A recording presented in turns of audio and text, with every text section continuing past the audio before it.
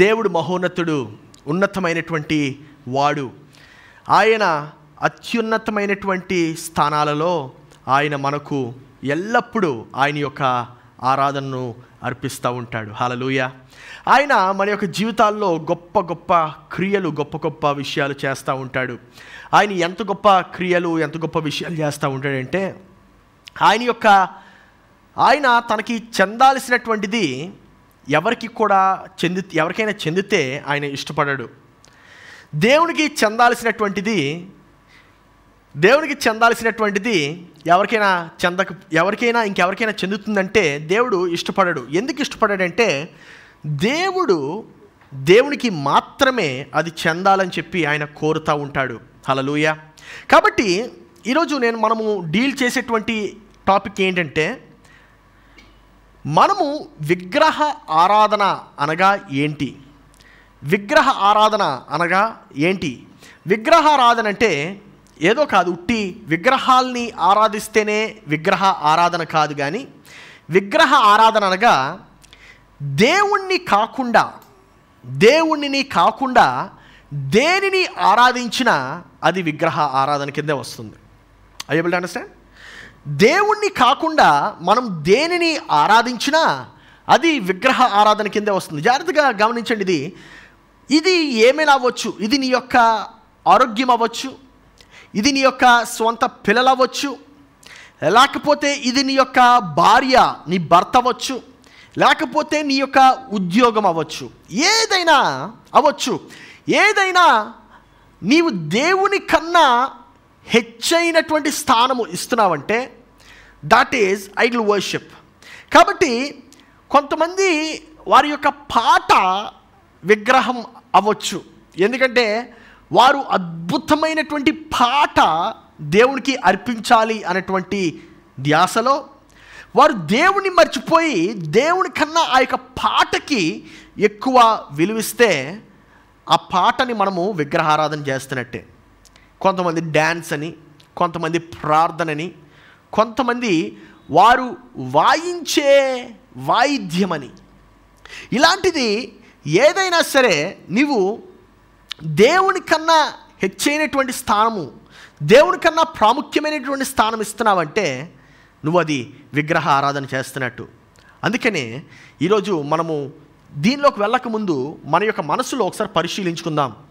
మనము దేనినైనా ఆరాధిస్తున్నామా? అది నీ యొక్క గర్ల్ ఫ్రెండ్ అవ్వచ్చు, లేకపోతే నీకు అతి ఇష్టమైనటువంటి కుమారుడు అవ్వచ్చు, లేకపోతే నీ కుమార్తె అవ్వచ్చు. Anybody that is taking the place of the most high, anything that is taking the position of the most high is Idol worship. It is Idol worship. ఎందుకంటే జాగ్రత్త గమనించండి ఒకసారి. కీర్తన గ్రంథము 78వ అధ్యాయము 58వ వచనము మనం చూద్దాం. 78వ అధ్యాయము కీర్తన గ్రంథము 58వ వచనము. వారు ఉన్నత స్థలములను కట్టి ఆయనకు కోపము పుట్టించిరి. మనుషులు అక్కడ ఉన్నత స్థలములు కట్టి దేవునికి కోపాన్ని పుట్టించారు. దేవునికి కోపం ఎందుకు వచ్చింది? వారు ఉన్నత స్థలములు కట్టారు. ఇక్కడ ఉన్నత స్థలములు అనగా ఏంటో జాగ్రత్త గమనించండి. ఇది ఉన్నత స్థలములు అంటే పెద్ద పెద్ద ఆర్గనైజేషన్స్ అని కాదు. ఉన్నత స్థలములు అంటే దేవుడు ఎప్పుడు కూడా మన యొక్క హృదయంలో ఉండేటువంటి స్థలముల గురించి మాట్లాడుతున్నాడు. నీ హృదయంలో నువ్వు ఎవరికి ఆ యొక్క స్థానం ఇస్తున్నావు? To whom are you giving that position to? ఈరోజు ఆ స్థానంలో దేవుని కాకుండా ఎవరైనా ఉంటే ఏమవుతుందో చూద్దాం. చూడండి, ఇంకా దాన్ని కొనసాగిద్దాము. 58వ వచనాన్ని. విగ్రహములను పెట్టుకొని ఆయనకు రోషము కలుగజేసిరి. దేని పెట్టుకొని? విగ్రహములు పెట్టుకొని దేవునికి ఎవరైతే విగ్రహములు పెట్టుకున్నారో వారు రోషాన్ని కలుగు చేశారట. మొట్టమొదటిది ఉన్నత స్థలములు కట్టి వారు దేవునికి కోపాన్ని పుట్టించారు. రెండవది ఈ యొక్క విగ్రహం, ఆ యొక్క ఉన్నత స్థలముల్లో విగ్రహాల్ని పెట్టి దేవునికి రోషాన్ని కలిగించారు. జాగ్రత్త గమనించాలి ఇది. This is a very very deep subject. If you can understand this, that is when God is going to start answering your prayers. నీ ప్రార్థనకి జవాబు రావట్లేదంటే ప్రాబబ్లీ నీ యొక్క ప్రాబ్లం, నీ సమస్య ఇక్కడే ఉందేమో. అందుకనే నీ ప్రార్థనకి జవాబు రావట్లేదు. ఏంటి ఆ సమస్య అంటే, దేవునికి ఇవ్వాల్సినటువంటి స్థానము దేవునికి ఇవ్వకుండా ఇంకొక దానికి ఇచ్చినట్లయితే నీ యొక్క ప్రార్థనకు జవాబు రాదు. దేవునికి ఇవ్వాల్సినటువంటి స్థానము దేవునికి కలుగకుండా నువ్వు ఇంక దేనినైనా ఆరాధించినా దేవునికి రోషం వస్తుంది. That's as simple as that. దేవునికి రోషము నువ్వు రప్పిస్తున్నావు అంటే దాని అర్థము నువ్వు నీ యొక్క ఆరాధన చేసేటువంటి స్థానం. నేను లాస్ట్ వీక్ చెప్పాను మీకు, బుధవారము, ఏమనంటే ఆరాధన అర్హత బట్టి ఉంటుంది. I get it? ఆరాధన అర్హత బట్టి ఉంటుంది. అంటే ఎవరైతే అన్నిటికన్నా అర్హుడో, అన్నిటికన్నా గొప్ప అర్హత కలిగి ఉంటాడో ఆయనని మనము ఆరాధిస్తాం. అంతేనా? ఇప్పుడు దేవుని యొక్క అర్హత ఏంటి అంటే, జాగ్రత్త గమనించండి, దేవుడు జీవాన్ని తయారు చేశాడు. హల్లెలూయా. ఇప్పుడు మనం ఒక కంపెనీలో చూసినట్లయితే, ఒక ఆర్గనైజేషన్లో చూసినట్లయితే అందరికన్నా గొప్ప స్థానము ఎవరికి ఉంటుంది? ఆ సిఇఓకో, లేకపోతే ఆ ప్రెసిడెంట్కో, ఆ ఫౌండర్కో, ఎవరికొకరికి ఉంటుంది. ఎందుకంటే ఆయన అందరికన్నా ఎక్కువ పని చేస్తాడు కాబట్టి. I able to understand? అందరికన్నా ఎక్కువ పని చేస్తాడు అని ఎలా రుజువండి అని చెప్పి మీరు అడిగితే, అందరికన్నా ఎక్కువ జీతం ఎవరికి వస్తుందో చూడండి ఒకసారి, మనకు అర్థమైపోద్ది. అందరికన్నా ఎక్కువ జీతం ఎవరికి వస్తుందంటే, ఎవరైతే అన్నిటికీ బాధ్యత వహిస్తారో వాడికి ఎక్కువ జీతం వస్తుంది. అండర్స్టాండ్? ఇప్పుడు చూడండి, దేవుడు సమస్తాన్ని సృష్టించాడు. దేవుడు జీవాన్ని, భూలోకాన్ని, పరలోకాన్ని, ఆకాశాన్ని, భూమిని, భూమిలో దాగున్నటువంటి నీరును, భూమిలో దాగున్నటువంటి మెటల్స్ని అన్నిటినీ ఆయన సృష్టించాడు. అందుకని ఆయన అందరికన్నా గొప్పగా అర్హుడు ఆరాధనకు. ఆమేన్. సో దేవుడు అందరికన్నా అర్హుడు కాబట్టి నీ యొక్క ఆరాధన ఆయనకే చెందాలి. సో జాగ్రత్తగా గమనించండి. ఇప్పుడు ఆ ఆరాధన ఆయన్ని కాకుండా మనము ఇంకొక దాన్ని ఆరాధిస్తున్నట్లయితే సృష్టికర్తకు కోపం వస్తుందట. దేవుడికి కోపం రావడం అంటే ఇట్ ఈస్ వెరీ స్ట్రేంజ్. దేవుడికి కోపం సహజంగా రాదు. ఆయన కోపానికి నెమ్మదిగా కోపం వస్తుంది, ఆయన వెంటనే క్షమిస్తాడని దేవునికి వాక్యం చెప్తుంది. కానీ జాగ్రత్తగా చూడండి, ఇది కోపం మాత్రమే కాదు, రోషం కూడా వస్తుందట. ఎప్పుడంటే నువ్వు ఆ స్థానాన్ని ఇంకొక వ్యక్తికి ఇచ్చినప్పుడు, లేకపోతే ఇంకొక దానికి ఇచ్చినప్పుడు, ఇంకొక థింగ్కి, ఇంకొక ఆలోచనకి ఇచ్చినప్పుడు. చూడండి, నీ యొక్క ఆరాధన కూడా ఒక విగ్రహం కింద ఎప్పుడు మారుతుందంటే, నువ్వు ఎవరినైతే ఆరాధిస్తున్నావో ఆయనని కాకుండా నీ యొక్క ఆరాధననే నువ్వు ఆరాధిస్తే అది విగ్రహంగా మారుతుంది. It can be anything. It can be your drums that your playing. నువ్వు వాయిస్తున్నటువంటి డ్రమ్స్ నువ్వు ఎవరి కోసమైతే వాయిస్తున్నావో ఆయన కొరకు కాకుండా నువ్వు ఇంకా నీ స్కిల్ని బెటర్ చేసుకోవాలని చెప్పి వాయిస్తే you are doing the wrong thing my dear brother. నువ్వు కీబోర్డు, లేకపోతే గిటార్, లేకపోతే నీ యొక్క స్వరము నువ్వు అందరికన్నా బిగ్గరగా రావాలి, అందరికన్నా గట్టిగా నేను పాడాలి, ఆ ఊబిలోనే పడిపోతే you are not praising the most high. నా ప్రియ సహోదరి సహోదరుడా, అందుకనే ఎప్పుడు కూడా సంఘాలలో డబ్బు కోసం వాయించొద్దని చెప్తా ఉంటాను. ఎందుకంటే నువ్వు డబ్బు కోసం వాయిస్తే దేవుని కోసం పని చేయలేవు. I will understand? చాలామంది తప్పు చేసేటువంటిది ఇక్కడే. When you're playing for money, you're not playing for God. When you playing for God, you're going to receive the blessings of God. But when you play for money, you're only going to receive the blessings of money. అందుకనే దేవుని యొక్క వాక్యం ఏమని చెప్తుందంటే, నువ్వు సిరికిని దేవునికి రెండు వాటికి ఎప్పుడు కూడా నువ్వు పని చేయలేవు. రెండు వేరు వేరు boats. As a matter of fact, money comes below God. నువ్వు దేనినైతే ఆరాధిస్తున్నావో ఆ విలువ నీలోకి వస్తుంది.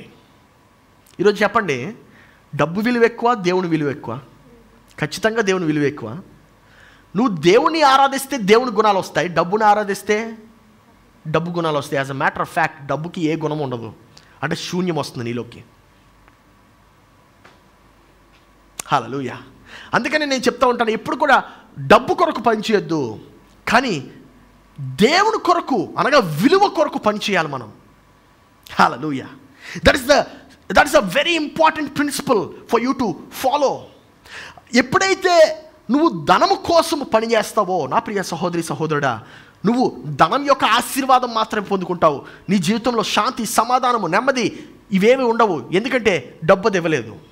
డబ్బు ఇచ్చేదల్లా ఒకటే, డబ్బు యొక్క ఫలం ఇస్తుంది. డబ్బు యొక్క ఫలం ఏంటంటే డబ్బు, అంతే. ధనం అది తప్పితే ఏం లేదు. దేవుని యొక్క ఫలం ఏంటంటే మనము ఆత్మ యొక్క ఫలం చూస్తే అర్థమవుతుంది ఎన్ని ఫలాలు ఉన్నాయో. హల్లెలూయా. ప్రేమ, సాత్వికం, దయాళత్వము, ఇవన్నీ కూడా నీకు కలుగుతాయి. ఆమేన్. జాగ్రత్త గమనించండి, జీవితం అంటే సంపూర్ణత. అందరూ చెప్పండి, సంపూర్ణత. అంతేగాని మనము ఈ లోకం నేర్పించినటువంటి జీవితం కాదు. లోకం నేర్పించేది ఏంటంటే నువ్వు డబ్బులు సంపాదిస్తే సుఖంగా ఉంటావు. దేవుడు చెప్తుంది అది కాదు. నువ్వు నన్ను ఆరాధిస్తే నీకు సర్వము సమకూర్చబడుతుంది. మనము మత్తయి సువార్త 6వ అధ్యాయము 36వ వచనంలో మనం చూసినట్లయితే, నా నీతిని రాజ్యమును వెతుకుడి, ముందుగా వెతుకుడి, అప్పుడు మీకు ఇవన్నీ సమకూర్చబడతాయి. అర్థమవుతుందా? అంటే దేవుని నీతిని, దేవుని రాజ్యాన్ని వెతికితే మనకి సర్వము సమకూర్చబడుతుంది. అంటే అందుకే యేసుక్రీస్తుకు సాతాను లాస్ట్ ఆఫర్ ఏమి ఇచ్చాడో తెలుసా? నువ్వు నన్ను ఆరాధించు, ఈ దేశాలని నీకు ఇస్తానని. జాగ్రత్త గమనించండి, సాతానుని ఆరాధిస్తే డబ్బు, దేశాలు వస్తాయట. ఆ సాతాను పిచ్చివాడు మర్చిపోయింది ఏంటంటే సాతానుని సృష్టించింది కూడా దేవుడని. హల్లెలూయా. ఆ సాతానుని, ఆ దూతని కూడా దేవుడి యొక్క సృష్టిలో భాగమే. వాడు ఆ సంగతి మర్చిపోయి యేసుక్రీస్తుతో బేరం పెట్టుకుంటున్నాడు. ఎవరైనా నీతో అలాంటి బేరం పెట్టుకుంటే గుర్తుపెట్టుకోవాడు సాతాను. Because the world can only promise you riches, but God promises you eternal life. హల్లెలూయా. 100 సంవత్సరాలు మనకి మనుషులకి ఎక్కువ, భూమికి కాదు. భూమికి 100 సంవత్సరాలు ఎంత? దాని యొక్క వెంట్రుకతో సమానం. చూడండి ఇక్కడ యెషయా గ్రంథము 44వ అధ్యాయము 9వ వచనం. యెషయా గ్రంథము 44వ అధ్యాయము 9వ వచనం చదువుదాం. విగ్రహమును నిర్మించు వారందరూ మాయ వంటి వారు. విగ్రహమును నిర్మించు వారందరూ మాయ వంటి వారు. అంటే మాయ వంటి వారు అంటే అర్థమైందండి, మాయం చేసేటువంటి వారు. విగ్రహాన్ని చూపిస్తారు, ఇదిగో ఇదే దేవుడు అంటారు, దీన్ని నమ్ముకో, అన్నీ నీకు ఇస్తుంది. ఇది ఈ విగ్రహం ఏంటి? ఉట్టి విగ్రహం అంటే గుళ్ళో కనబడేటువంటి విగ్రహాలు మాత్రమే కాదు. ఈ విగ్రహం డబ్బు అవ్వచ్చు, డబ్బుని నమ్ముకో. కొంతమంది చదువు అని చెప్తారు, చదువుని నమ్ముకో. కొంతమంది పనిని చెప్తారు, పనిని నమ్ముకో. నువ్వు నమ్మాల్సింది పనినో డబ్బునో అయ్యని, అవన్నీ they are all below God. Hallelujah. అవన్నీ దేవుడి కన్నా చాలా చిన్నవి. మనము దేవుణ్ణి ఆరాధించడం అంటే చాలామంది ఇంకా ఇదే మైండ్ సెట్లో ఉండిపోతారు. ఏమనంటే దేవుణ్ణి ఆరాధించడం అంటే స్తుతులు చెప్పడం అంటారు. దేవుణ్ణి ఆరాధించడం అంటే నీ యొక్క కంఠ స్వరముతో గట్టిగా బిగ్గరగా అరవడం అని చెప్పి అనుకుంటారు. కాదు. దేవుని ఆరాధించడం అంటే ఉపవాస ప్రార్థన చేయడం దేవుని ఆరాధన అనుకుంటారు. కొంతమంది దేవుని యొక్క వాక్యం చదవడమే దేవుని యొక్క ఆరాధన అనుకుంటారు. కాదు కాదు కాదు. దేవుని యొక్క ఆరాధన అంటే దేవుని యొక్క ఆజ్ఞలను గైకొని ఉండుట. దేవుని యొక్క నిజమైన ఆరాధన అంటే, అందుకనే యేసుక్రీస్తు చెప్తాడు ఏమనంటే, నన్ను ప్రేమించువారు నా ఆజ్ఞలను గైకొని ఉంటారు. నువ్వు దేవుని నిజంగా ప్రేమిస్తున్నావని చెప్పి నువ్వు అనుకుంటున్నావా? Then you will obey the laws of God. That's as simple as that. దానికన్నా సింపుల్గా ఏముండదు. దేవుని కంటే ఎక్కువ విలువ నువ్వు దేనికి ఇస్తున్నావు ఈరోజు?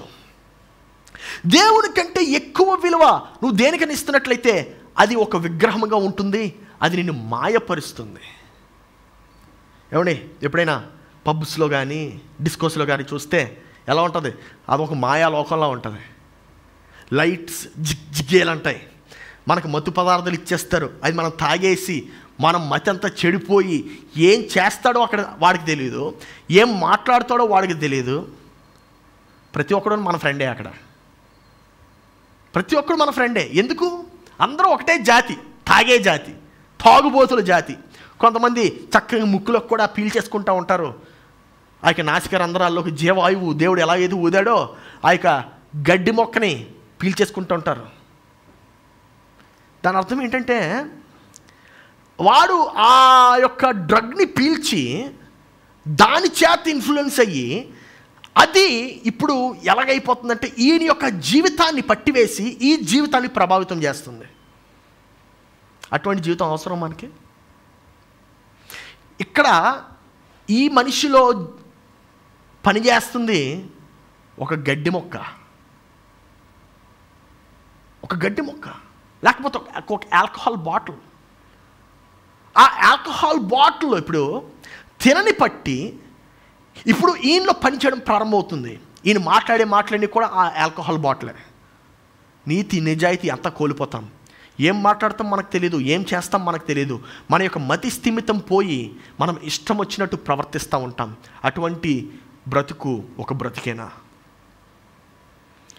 విగ్రహమును నిర్మించు వారందరూ మాయ వంటి వారు, వారికి ఇష్టమైన విగ్రహములు నిష్ప్రయోజనములు, వారికి ఇష్టమైన విగ్రహములు నిష్ప్రయోజనములు.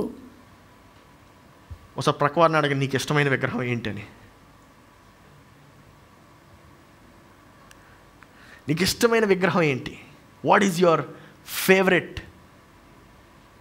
ఐడల్? నీకు ఇష్టమైన విగ్రహము నిష్ప్రయోజనము. ఎందుకు నిష్ప్రయోజనము చూద్దాం. తామే అందుకు సాక్షులు. ఆ విగ్రహమే దానికి సాక్ష్యం. చూడండి ఆ విగ్రహం ఏం చేస్తుందో చూద్దాం. వారు గ్రహించువారు కారు, ఎరుగువారు కారు కనుక వారు సిగ్గుపడరు. వారిని మనం చూస్తే, ఎవరైతే విగ్రహారాధన చేస్తున్నారో వారు మనం చూస్తే మనకు క్లియర్గా అర్థమైపోద్ది. ఏంటంటే ఎంత చెప్పినా వారి బ్రెయిన్కి ఎక్కదు. చెవుల్ని షట్ డౌన్ చేసేసుకుంటారు కొంతమంది. చెవులు వింటా ఉంటారు, అవునండి రైట్ అండి, ఏమి ఎక్కదు మన బ్రెయిన్లోకి. వారు సిగ్గుపడరు.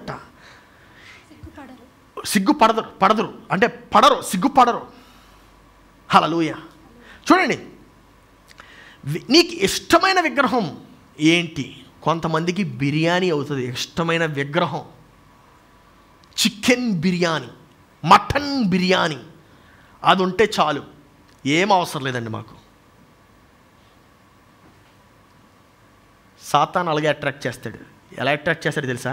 నీకు బిర్యానీ ఇస్తాను బ్రదర్, రా, దా బిర్యానీ పెడతాను, దా. ఈ బిర్యానీ ఏమనవచ్చు. కొంతమంది మంచి భవిష్యత్తు చూపిస్తారు మనకి. బ్రదర్ నన్ను నమ్ముకో, మంచి భవిష్యత్తు ఇస్తాను. ముంచేస్తాడు, నెట్టింట్లో అడ్డంగా ముంచేస్తాడు. ఎందుకు? You are just a resource for that guy. Remember that. You are not a resource only for God. Hallelujah. నువ్వు దేవునికి మాత్రమే ఒక వనరు కాదు, దేవునికి నువ్వు ఒక జీవమై ఉన్నావు. హల్లెలూయా. జాగ్రత్తగా గమనించండి, దేవునికి నువ్వు ఎందుకు ఒక వనరు కాదంటే నువ్వు దేవుని యొక్క రూపంలో చేయబడ్డావు.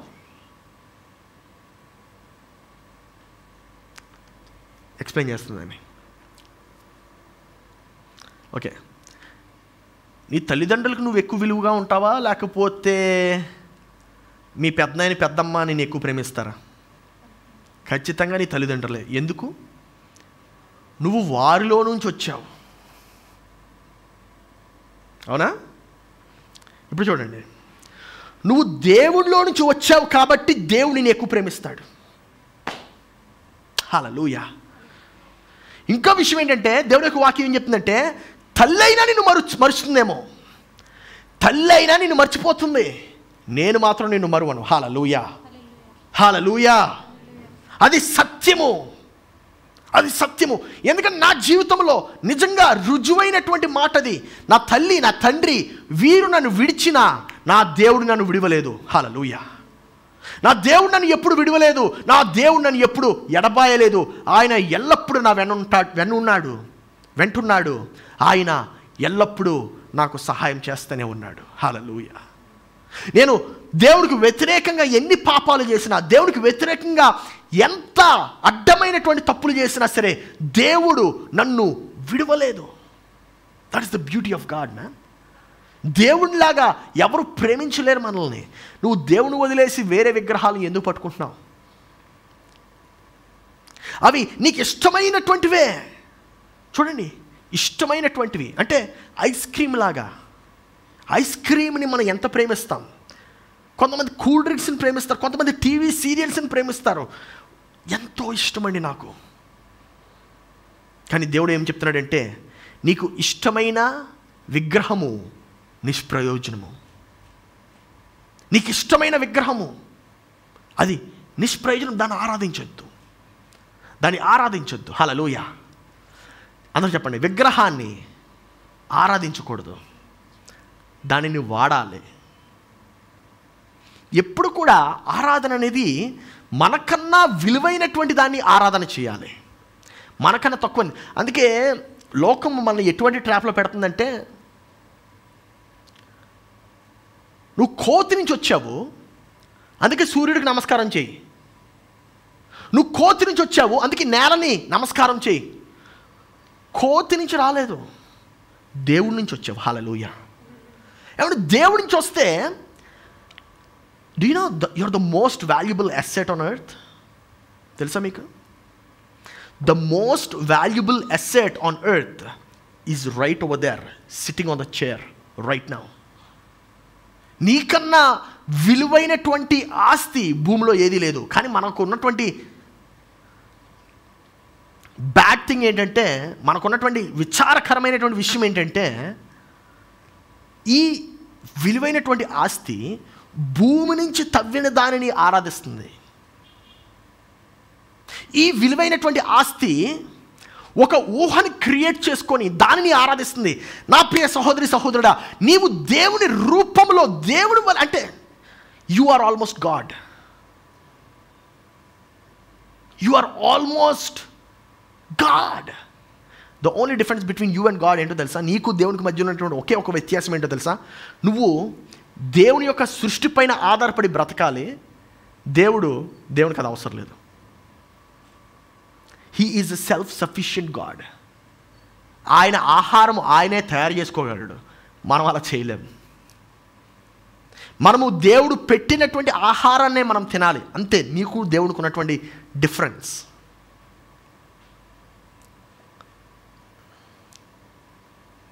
మొదటి యోహాను పత్రిక 5వ అధ్యాయం 21వ వచనం చూడండి. మొదటి యోహాను 5:21. చిన్నపిల్లలారా, విగ్రహముల జోలికి పోకుండా జాగ్రత్తగా ఉండుడి. విగ్రహముల జోలికి పోకుండా జాగ్రత్తగా ఉండుడి. విగ్రహముల జోలికి అంటే గుడి కాదు, గుడి ఒక్కటే కాదు. కొంతమందికి గుడి కూడా విగ్రహమే, మందిరం కూడా విగ్రహమే. కొంతమంది పాస్టర్లకి అమ్మో నా సంఘం ఏమైపోయింది. అందుకే ఒక్క ఆదివారం కూడా సంఘాన్ని విడిచి అక్కడికి ఏదో చేసేస్తారండి సంఘాన్ని.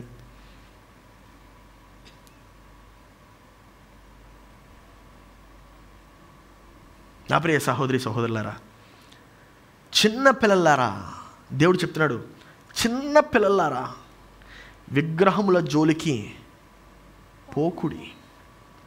విగ్రహముల యొక్క జోలికే వెళ్ళొద్దు. చూడండి, జాగ్రత్తగా.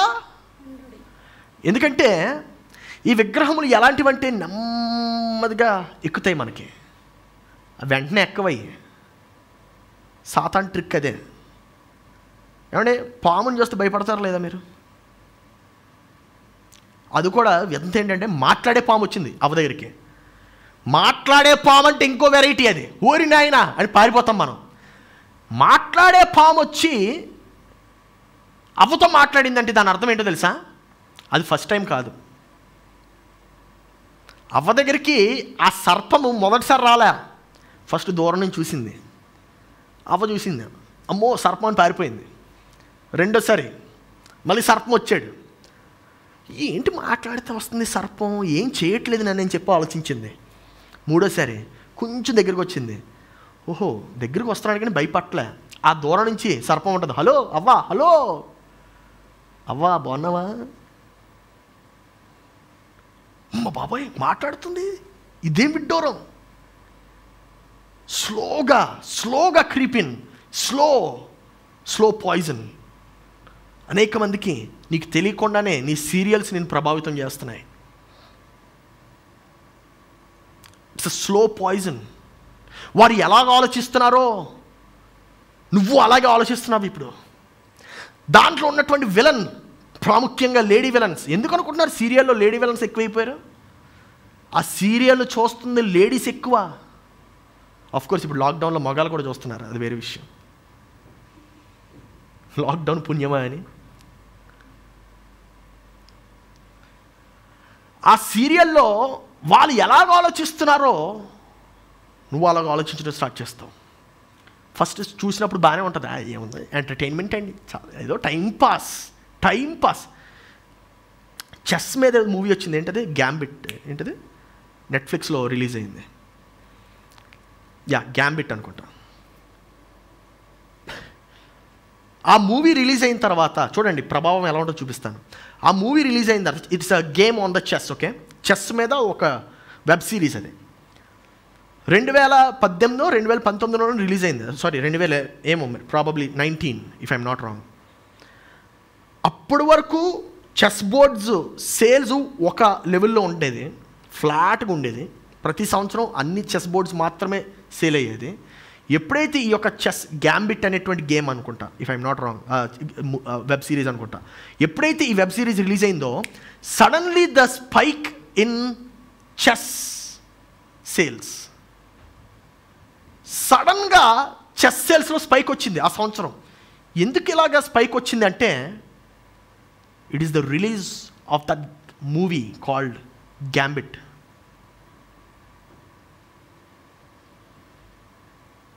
నా ప్రియ సహోదరి సహోదరుడా, నువ్వు టీవీ టైంపాస్ అనుకుంటున్నావు, ఆ జబర్దస్త్ టైంపాస్ అనుకుంటున్నావు, ఆ టీవీ సీరియల్ టైంపాస్ అనుకుంటున్నావు, కానీ నీకు తెలియట్లేదు అది టైంపాస్ కాదు, అది నేను స్లోగా మృంగివేయడానికి వస్తుందని. I'm telling you, it is going to influence your mind. అది నీ మైండ్ని ఇన్ఫ్లుయెన్స్ చేస్తుంది. దేవుని యొక్క వాక్యం ఇన్ఫ్లుయెన్స్ చేస్తుందని చెప్పి నువ్వు అనుకుంటున్నావు, కాదు. ఆ చెత్త చెదారం నీ మైండ్ని ఇన్ఫ్లుయెన్స్ చేస్తుంది. ఈరోజు నీ యొక్క మనసుని ఏది ప్రభావితం చేస్తుందో ఒకసారి పరిశీలించుకో. నిర్గమకాండం 20 నేను తప్ప వేరొక దేవుడు వేరొక దేవుడు నీకు ఉండకూడదు. పైన ఆకాశం అందే గాని. చాలండి.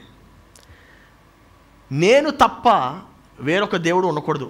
ఏంటో తెలిసింది, మొట్టమొదటి ఆజ్ఞ, దేవుడు ఇచ్చిన మొట్టమొదటి ఆజ్ఞ. కానీ విచిత్రం ఏంటంటే ఆయన తప్పితే ప్రతిదాన్ని మనం ఆరాధిస్తున్నాం. I'm telling you, if you are giving importance to even buying clothes, నువ్వు బట్టలు కొనుక్కోవడానికి కూడా నువ్వు ఇంపార్టెన్స్ ఇస్తున్నట్లయితే you are probably on the wrong track somewhere. Yeah, what is the most important thing for you?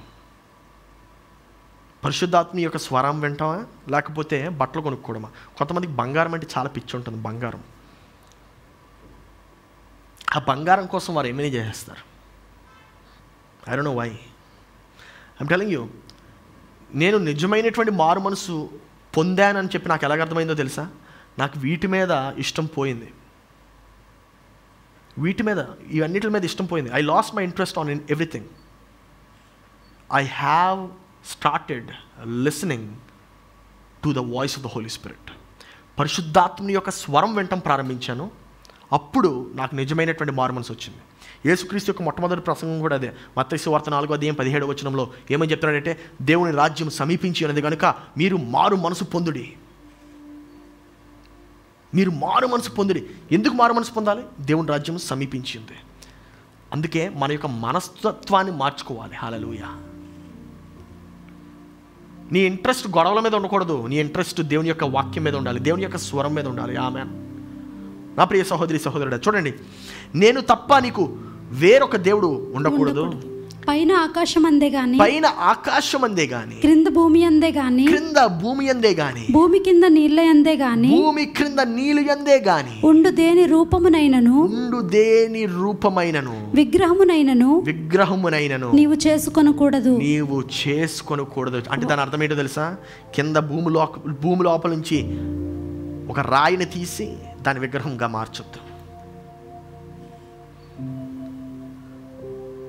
ఇశ్రాయేలీలు ఆ యొక్క సియోను కొండ కింద ఉన్నారు. మోషే శిఖరం పైకెక్కాడు దేవునితో మాట్లాడడానికి. అసలు చాలా విడ్డూరం అనిపిస్తుంది నాకు ఇది.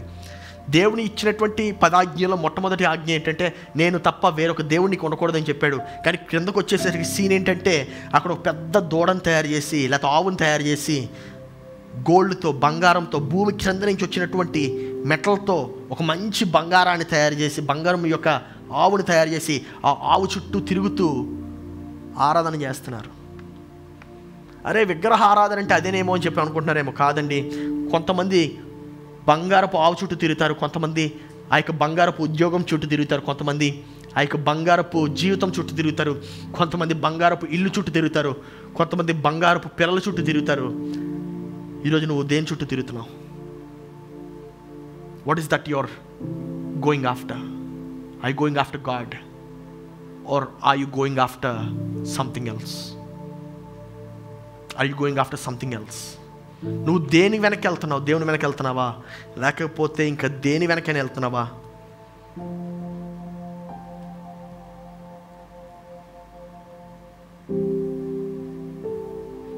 వాటికి సాగిల పడకూడదు, వాటిని పూజింపకూడదు.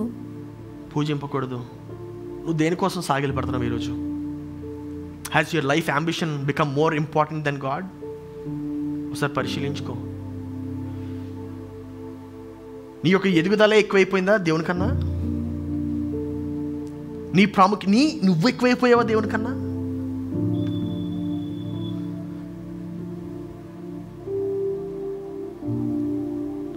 చాలామందికి వారే ఎక్కువైపోతారు దేవుని కన్నా.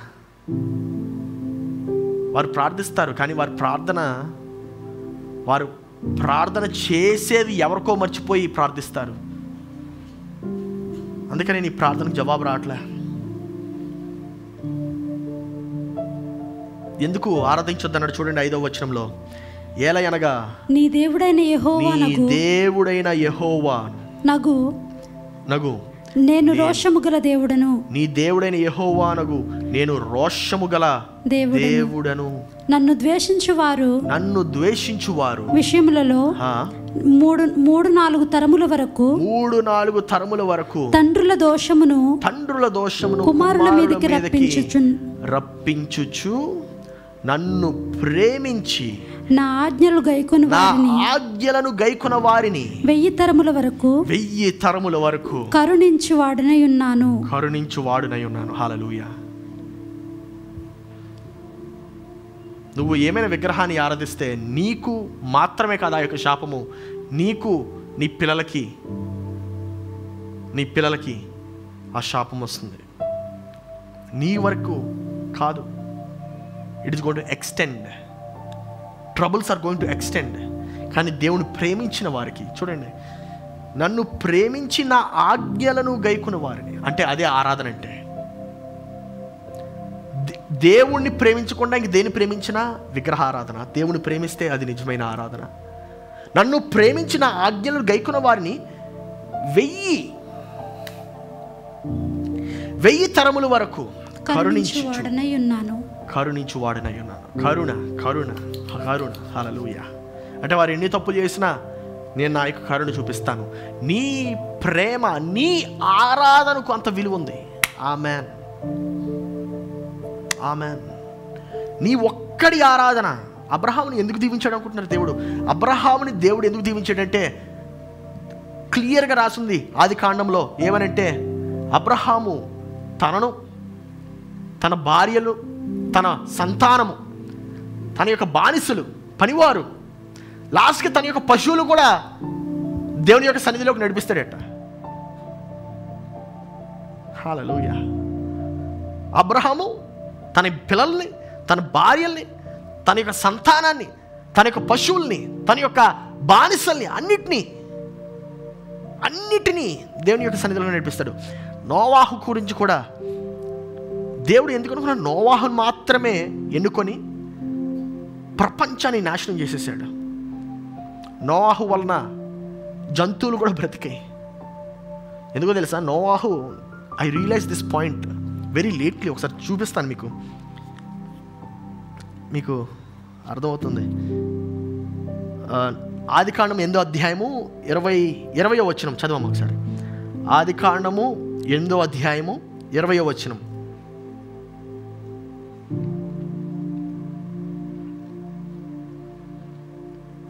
అప్పుడు నోవాహు యెహోవాకు బలిపీఠము కట్టి పవిత్ర పశువులన్నింటిలోను కొన్ని తీసుకొని ఆ పీఠము మీద దహన బలి అర్పించెను. అప్పుడు యెహోవా ఆగండి. ఈ సంఘటన ఎప్పుడు జరిగిందో తెలుసా? ప్రపంచం అంతా నాశనం అయిపోయిన తర్వాత, నోవాహు దగ్గర సంవత్సరం పాటు ఆ యొక్క ఆర్క్లో ఉండిన తర్వాత, ఓడలో ఉండిన తర్వాత, బయటికి వచ్చిన తర్వాత, నోవాహు బయటకు వచ్చేటప్పుడే నేలను చూశాడు. First time after so many months నేలను చూశాడు. ఆ యొక్క ఆకాశాన్ని చూశాడు. చూసి ఏం చేశాడు తెలుసా? దేవుని కోసం ఒక బలిపీఠం కట్టాడు. ఏం కట్టాడు? బలిపీఠం. మొట్టమొదటి చేసిన పని అయినా. This was not even before he got saved, this is after he got saved.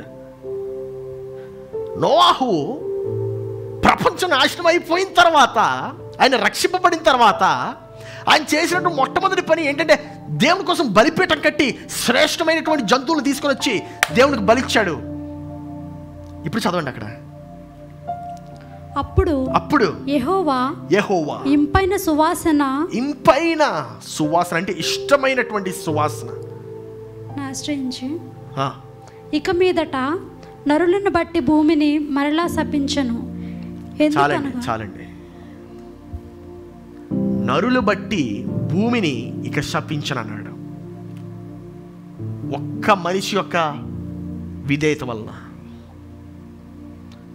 ఒక్క మనిషి ఆజ్ఞల్ని ప్రేమించాడు, ఆ ఆజ్ఞలు బట్టి జీవించాడు, నరజాతి రక్షింపబడింది. హల్లెలూయా.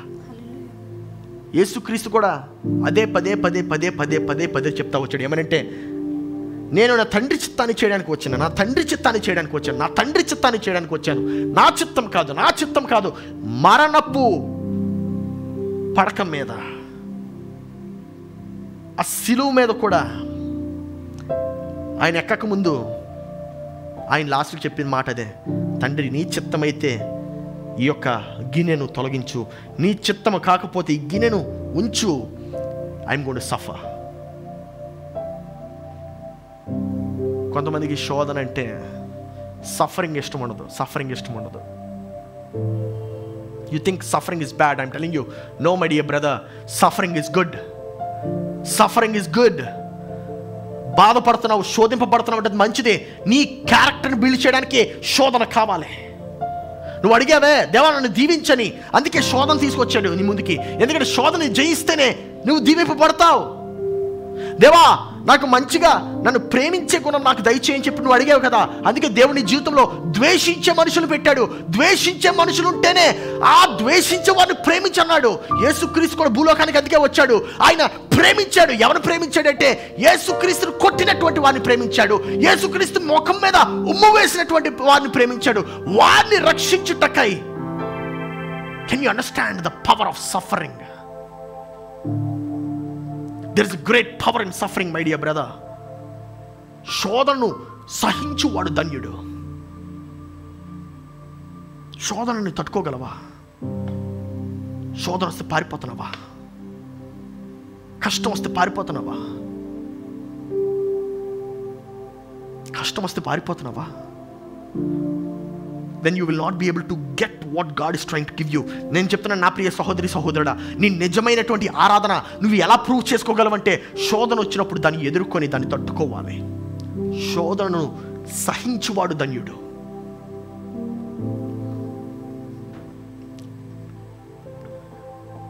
దేవుడు నీ ఎడల ఇంకా ఎందుకు కనికరం చూపిస్తున్నాడంటే, నీ పితరులు చూపించినటువంటి ప్రేమ, దేవుని ఆజ్ఞల పైన చూపించినటువంటి ప్రేమ, ఎవరో ప్రార్థన, ఎవరో విధేయత నీకు ఇంకా పనిచేస్తుంది. కానీ ఎంతో కాలం ఉండకపోవచ్చు. నీ వలన నీ తరతరాలు దేవుని యొక్క ప్రేమను పొందుకోవాలంటే నీ విధేయత చాలా ప్రాముఖ్యము. నీ విధేయత చాలా ప్రాముఖ్యము. నువ్వు ఇతరుల్ని రక్షించేవాడుగా ఉండాలని చెప్పి నువ్వు ఆశపడుతున్నట్లయితే దేవుణ్ణి ప్రేమించి చాలు, దేవుని యొక్క ఆజ్ఞలని గైకొని ఉండి చాలు. ఖచ్చితంగా దేవుని యొక్క ఆరాధన నువ్వు చేసినట్టే. కళ్ళు మూసుకుందాం, ప్రార్థన చేసి ఈ యొక్క ఆరాధన ముగించుకుందాం. నా ప్రియ సహోదరి సహోదరుడా, ఈ సాయంకాలం వేళ దేవునితో మాట్లాడుతున్నాడు, దేవుణ్ణి తట్టు చూస్తున్నాడు. ఆయన చెప్తున్నాడు, నువ్వు నా వైపు తిరుగు, ఎవరి వైపు తిరగొద్దు, ఎవరి మాట వినొద్దు, నా మాట విను. నేను నిన్ను హెచ్చైనటువంటి స్థానంలో పెడతాను. దావీదును అలాగే పెట్టాడు. దావీదు దేవుని యొక్క మాట విన్నాడు, మోషే దేవుని యొక్క మాట విన్నాడు, అబ్రహాము దేవుని యొక్క మాట విన్నాడు, సమూయేలు దేవుని యొక్క మాట విన్నాడు, ఏలియా దేవుని యొక్క మాట విన్నాడు. ఆయనకి శోధన వచ్చి ఆయన చంపేయడానికి ఆ యొక్క ప్రవక్తలు వచ్చినా సరే దేవుని యొక్క స్వరాన్ని విన్నాడు. నా ప్రియ సహోదరి సహోదరుడా, ఈ సాయంకాలం వేళ నువ్వు దేవుని యొక్క స్వరాన్ని విని నువ్వు ముందుకు పరిగెట్టాలని చెప్పి ఆశపడుతున్నావా? లేకపోతే పిరికి పంది వలె వెనక్కి తగ్గాలని చెప్పి అనుకుంటున్నావా? Accept the challenges that is right before you. నోవాహుకు ఆ యొక్క ఓడ కట్టమన్నప్పుడు నోవాహు, that was the first time he ever built a boat, he ever built a ship. ఎందుకంటే అప్పటి వరకు ఎవరు కట్టలేదు. దేవుడు ఎలా కట్టాలో ఏంటో అన్నీ క్లియర్గా చెప్తే కట్టేశాడు. అది కష్టమే, కొత్తగా ఏమైనా చేయాలంటే మనకు కష్టం. కానీ ఆ క్రొత్తదనాన్ని దేవునికి ఇచ్చాడంటే దేవుడిని ఎంతగా ఆశీర్వదించాలని చెప్పి ఆశపడుతున్నాడో నువ్వు ఒకసారి పరిశీలించుకో. దేవుని యొక్క ఆరాధన నీ యొక్క హృదయంలో జరగాలి. దేవుని యొక్క బలిపీఠము నీవు మొట్టమొదటిగా వెయ్యాలి. ప్రభువా, నీ యొక్క వాక్యము మాకు సెలవిచ్చినందుకు వందనాలు. నీ యొక్క స్వరమును మాకు వినిపింప చేసినందుకు వందనాలు. నీవు మాతో మాట్లాడినందుకు వందనాలు. ఈ యొక్క సాయంకాలం వేళ నీ యొక్క శక్తిని, నీ యొక్క ప్రభావంను మేము అనుభవించి దాన్ని బట్టి మేము నడుచుకునేలాగా నీవు సహాయం చేయమయ్యా. దైవిక ఆరాధనలో పాల్గొన్న ప్రతి ఒక్కరిని దీవించుము, ఆశీర్వదించుము. ఈ యొక్క వాక్యమును నీవు మాకు వినిపింప చేసినందుకు వందనాలు చెల్లిస్తూ, దేవా, మా యొక్క సాయంకాలం మంచి సాయంకాలం మాకు కలిగినట్లు నీ యొక్క విషయాలతో, నీ యొక్క మర్మాలతో, నీ యొక్క ఆలోచనలతో మేము పడుకోవడానికి సహాయం చేయమయ్యా. నీకే వందనాలు, స్తోత్రాలు చెల్లిస్తూ యేసు పరిశుద్ధ నామములో అడిగి ప్రార్థిస్తున్నాము తండ్రి, ఆమెన్. మన తండ్రి అయిన దేవుని ప్రేమ, రక్షకుడైన యేసు క్రీస్తుని యొక్క కృప, పరిశుద్ధాత్మని యొక్క అన్యోన్య సహవాసము ఈ యొక్క ఆరాధనలో పాల్గొన్న ప్రతి ఒక్కరికి తోడై ఉండునుగాక. ఆమెన్.